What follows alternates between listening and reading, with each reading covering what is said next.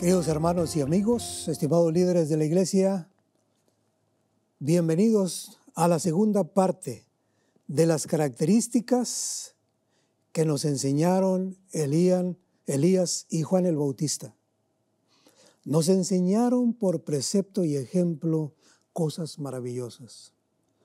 Vamos a recapitular lo de la parte anterior y comenzamos mencionándoles que el regamiento y la reforma, el zarandeo, la lluvia tardía y con el refrigerio del poder de Dios, el pueblo de Dios acometerá con un brío y un poder como Elías. Así también el pueblo de Dios en los últimos días vamos a tener ese regamiento y ese poder para proclamar las nuevas como nunca antes lo habíamos hecho. Así, estimados amigos y estimados hermanos que me están oyendo y escuchando, la palabra de Dios en la experiencia de Juan el Bautista, que él era el Elías que había de venir, como dijo Jesús mismo en San Mateo capítulo 14, versículo 11. Ahí nos presenta cómo es que el Señor nos dice que este es el Elías que había de venir. Pero noten ustedes cómo Elías el tisbita hizo una extraordinaria oración, tuvo una valentía tan grande, un poder en la oración. Y podríamos decir que este poder lo debemos tener nosotros y nos da ejemplo de cómo hacerlo. Hizo del desierto su santuario donde él se comunicaba con Dios. Y cuando el pueblo más necesitaba de la presencia de Dios y no estaba, es que el Señor tuvo que reprender la idolatría del pueblo a través de Elías y se dirige a Acab y lo denuncia. ¿Eres tú el que perturba a Israel, llevándolos a la idolatría? ¡Qué valor, qué valentía, don rey! ¿Ustedes podrían decirle así al gobernador? ¿Ustedes podrían decirle así al presidente de la República? Miren, cuando nosotros empezamos a leer en la palabra de Dios la experiencia en el Monte Carmelo, qué acontecimiento tremendo. Aquí se presenta cuando Elías, en el capítulo 18, él ordena y le dice a Acab: congrégame a todo Israel en el Monte Carmelo, a los 450 profetas de Baal y a los 400 profetas de Acera, que comen de la mesa de Jezabel. Y entonces Acab convocó a todos los hijos de Israel y reunió a los profetas en el Monte Carmelo.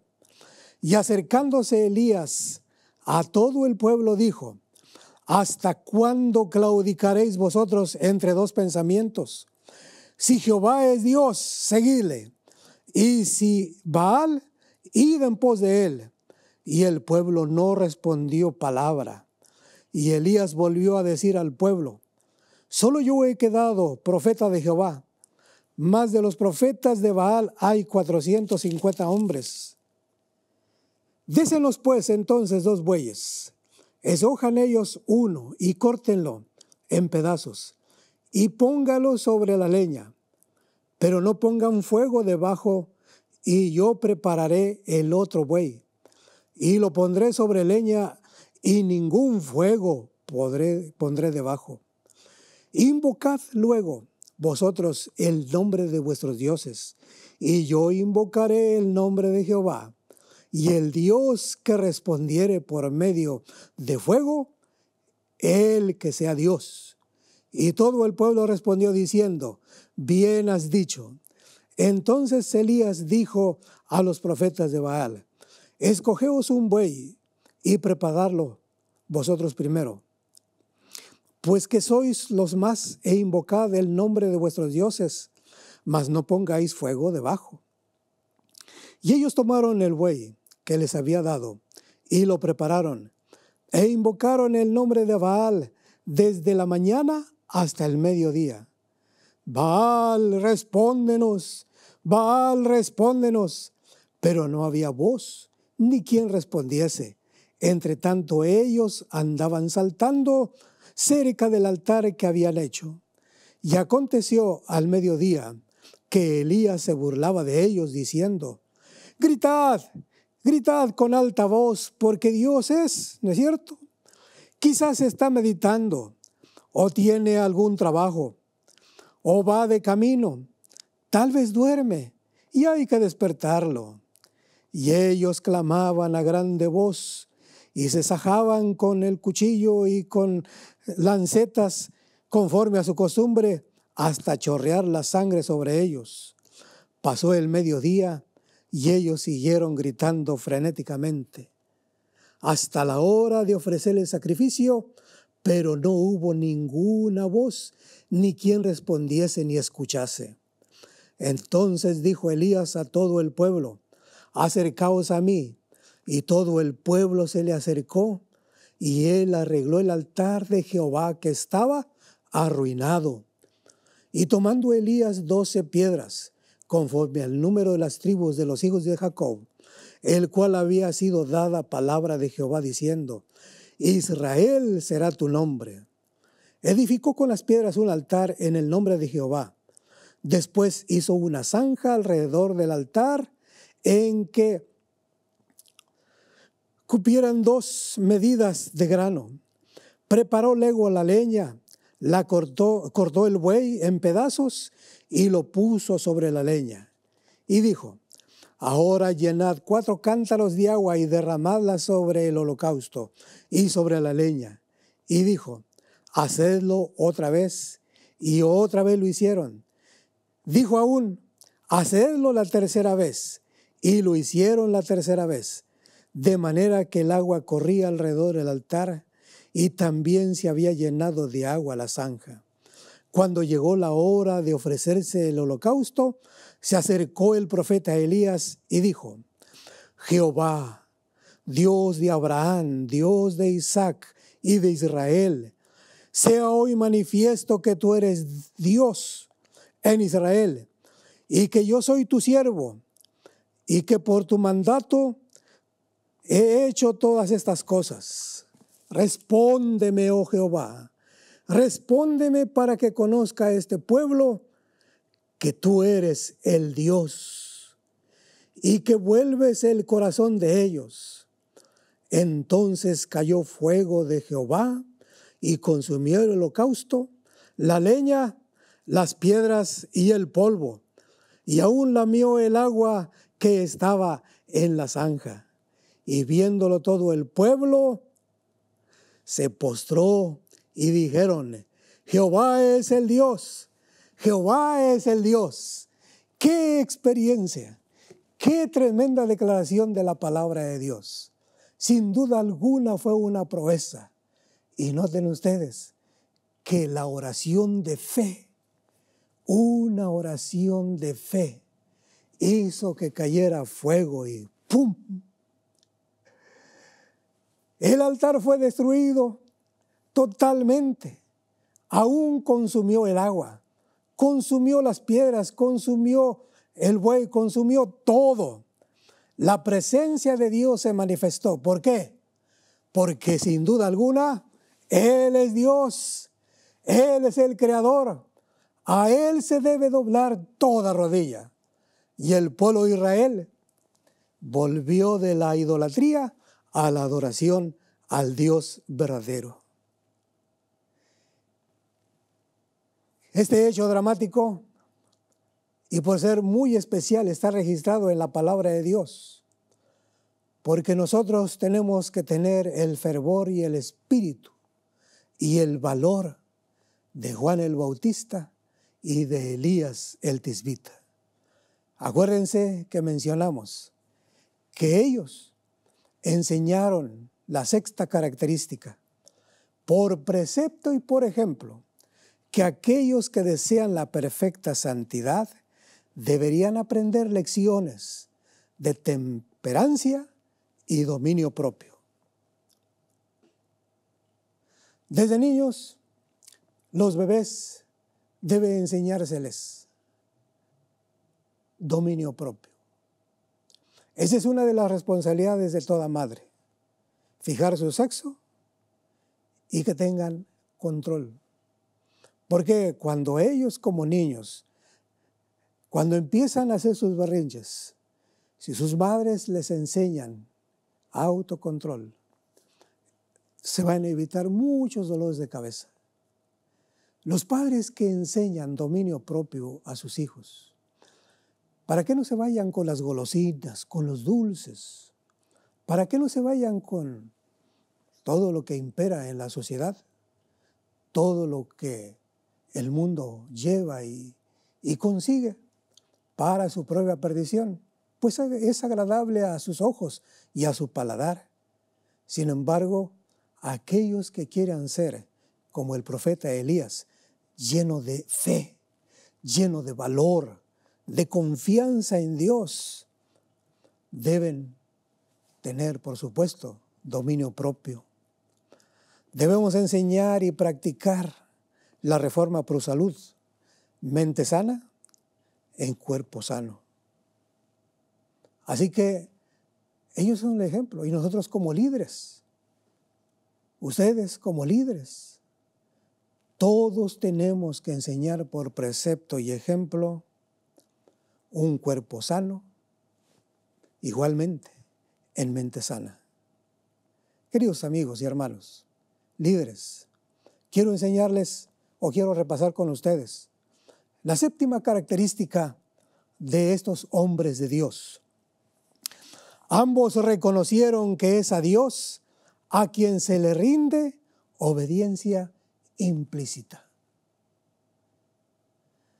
Vuelvo a repetir, ambos reconocieron que es a Dios a quien se le rinde obediencia implícita.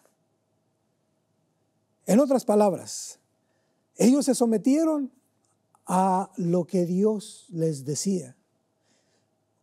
Dios ordena, el general ordena, todos nosotros tenemos que obedecer. Sometimiento y obediencia total. El remanente deberá permanecer fiel a Dios, porque así Él lo ordena. A veces nosotros queremos liderar como Elías, representar a Dios como Elías o como Juan el Bautista. Sin embargo, surge una palabra, Dios dice en su palabra, pero ahí empieza el juicio particular. Cuando la iglesia en su conjunto toma una decisión y alguien dice, la iglesia dice, pero ya no hay sometimiento ni obediencia implícita. Los hijos de Dios tenemos que aprender, los líderes tenemos que aprender que es a Dios a quien se le rinde obediencia y sometimiento implícito. Dios dice a través de su ley, los 10 mandamientos, no tendrás otros dioses ajenos delante de mí. Dios dice, no te harás imagen de ninguna semejanza de lo que hay arriba en el cielo ni abajo en la tierra, porque yo soy tu Dios Jehová, fuerte, celoso, que visito la maldad de los padres sobre los hijos hasta la 3ª y 4ª generación de los que me aborrecen. Y noten lo que dice, no tomarás el nombre de Dios a la ligera. Acordarte es el día de reposo para santificarlo. 6 días trabajarás, mas el 7º será para Jehová tu Dios. Dios dice que el sábado. Sin embargo, la tradición dice que debemos observar el día de resurrección. Allá no hay obediencia implícita a Dios. Estos hombres reconocieron que es Dios a quien se le rinde obediencia implícita. El remanente, su pueblo, nosotros, deberemos permanecer obedientes hasta el fin a sus mandamientos. ¿No es cierto que es una característica de la iglesia remanente? Así lo dice en Apocalipsis capítulo 12, versículo 17. los que guardan los mandamientos de Dios y tienen el testimonio de Jesucristo. Obediencia a los mandamientos de Dios, obediencia al Dios Altísimo, obediencia al Todopoderoso. Cuando nosotros empezamos a analizar estos aspectos y estas características de estos hombres de Dios, la oración de fe salvará al enfermo. La oración de fe restaurará al herido. La oración de fe cubrirá multitud de pecados. La oración de fe hará cosas nunca sospechadas. Es que cuando uno dobla las rodillas ante el Todopoderoso, sencillamente Dios actúa. Nosotros no somos nada. Él es todo. Imagínate esas lucecitas que me están iluminando ante el tremendo sol que hay afuera. ¿Quién ilumina más? Estas luces no son nada en comparación al sol. Ahora, ¿cuántos soles hay en el universo? Muchísimos soles. Porque hay muchísimas galaxias. Hay muchos soles. Pero hay un sol de soles que es Cristo Jesús. Él que resplandece en todo el universo. Él hace que justos e injustos tengan su bendición. A pesar de su idolatría, comen y beben y Dios los deja. Pero llegará un momento cuando los juicios de Dios vendrán y no escaparán. Porque Dios tiene determinado un día para cada uno. Dios tiene determinado un día y dice, está bien, haz lo que quieras. Pero llegará un momento cuando Dios diga, hasta aquí, estimado. Estimados líderes, tenemos que someternos a Dios. Y una vez que nos sometemos a Dios, nos sometemos al orden y a la disciplina de la iglesia. Estaba en una iglesia dando un sermón y después participé en una junta. Y yo les mencioné que la iglesia, cuando se reúne esa junta y toma una decisión, es voz de Dios. Porque la iglesia es representativa. Y en ese tiempo, Dios designó un hombre para que representara a un pueblo. Juan el Bautista, cuando más lo necesitaban los judíos. Elías el Tisbita, cuando el pueblo de Israel necesitaba un representante, y Dios designó a Elías, cuyo nombre dijimos, ¿qué significa? Él es Dios. Él es Dios. Y el tercer Elías también entonces debe someterse a la obediencia total a sus mandamientos y deberá permanecer fiel hasta que Cristo venga.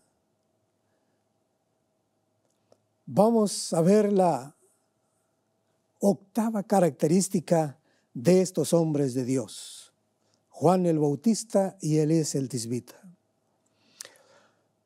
Tanto Elías como Juan el Bautista comprendieron la importancia de la obra de reforma que debería hacerse en sus días. ¿Qué dije? Comprendieron ellos la importancia de la reforma que debería hacerse en sus días. Y el pueblo de Dios en este tiempo, queridos líderes, queridos amigos, estimados laicos, el pueblo tiene que entender que es necesario hacer una reforma y un reglamento. Cuando la iglesia ya no se ama como antes, ya no se visita como antes, cuando ya no se estudia la escuela sabática como antes, cuando ya no se lleva el año bíblico como antes, no se abre la palabra de Dios como antes, cuando se evangelizaba en otro tiempo y dedicaban tanto tiempo para la predicación del evangelio. Hoy, corporalmente, la iglesia está bien, porque se está predicando a todas luces, pero corporalmente Pero a nivel individual, nosotros tenemos que hacer una reforma y un reavivamiento en nuestro corazón. Y aquí, tanto Elías como Juan el Bautista comprendieron que era imperante la obra de reforma que debería hacerse en sus días. Quisiera leerles textualmente lo que dice Consejos sobre Mayordomía Cristiana, página 84.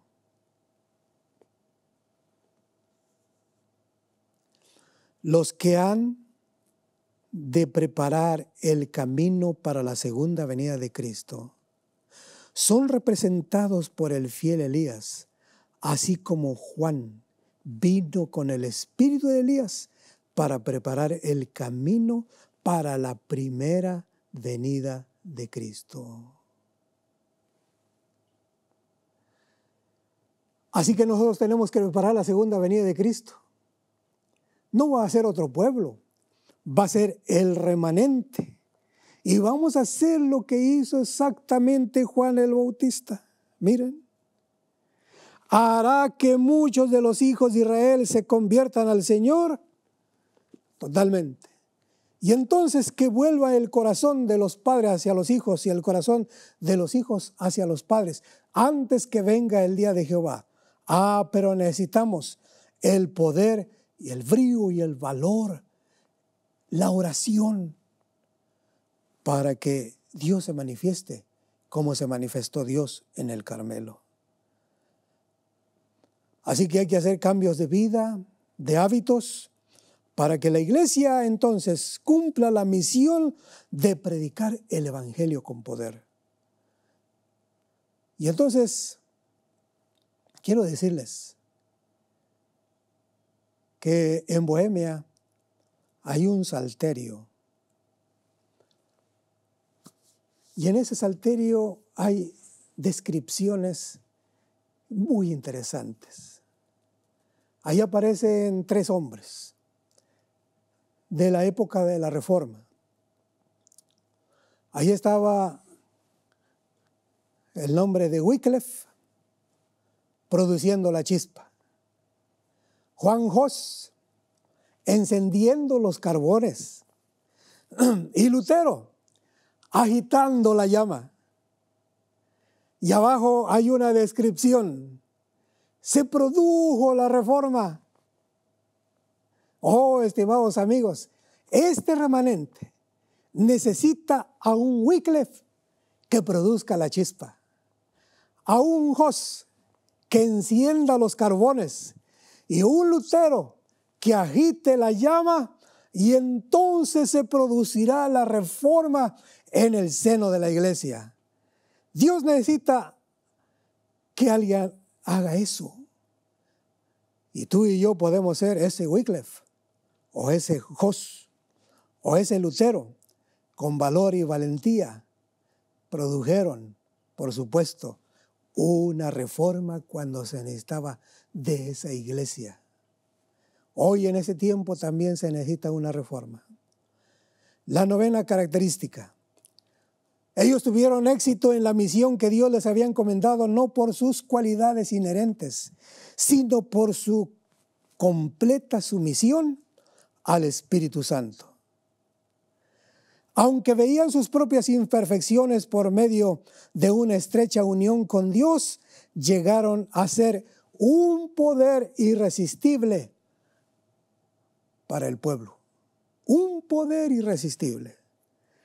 ¿Por qué tuvieron ese poder irresistible? Porque tenían una estrecha unión con el Todopoderoso. Por eso tuvieron éxito. Y nosotros como pueblo de Dios, como líderes, vamos a tener éxito en la misión que Dios nos ha encomendado, no por tus cualidades inherentes, no porque tienes o eres, sino por la gracia y el poder del Espíritu Santo.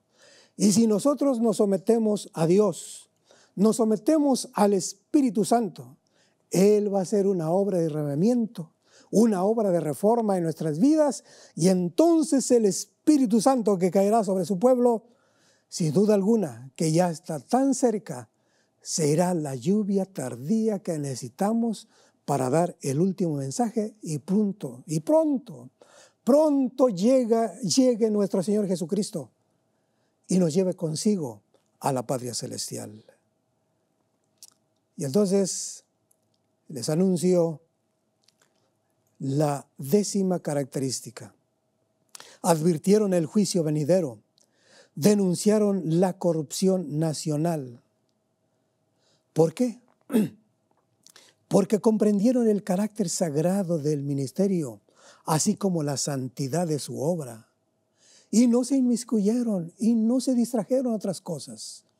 Estimados amigos, el mundo nos distrae en otras cosas.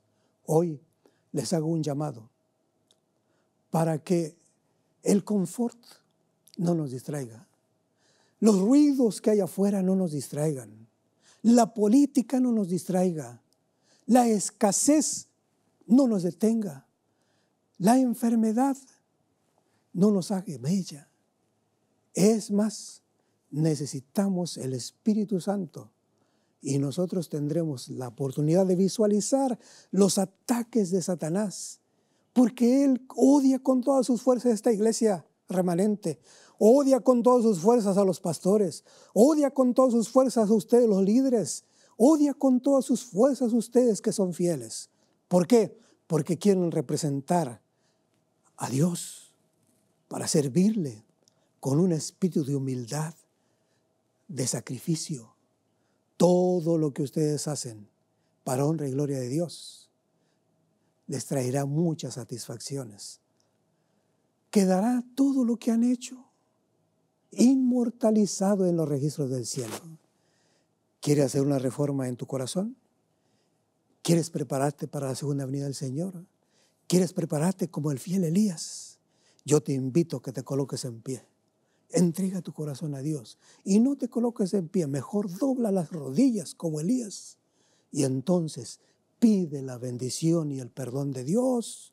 Pide el perdón de tus pecados, pero pídele a Dios fuerza. Pídele a Dios poder para hacer su voluntad y entonces tú permanecerás parte del remanente de aquellos que proclaman la segunda venida de Cristo. Ese quiero ser yo y quiero que también tú te manifiestes. Quiero que tú también te levantes para honra y gloria de Dios.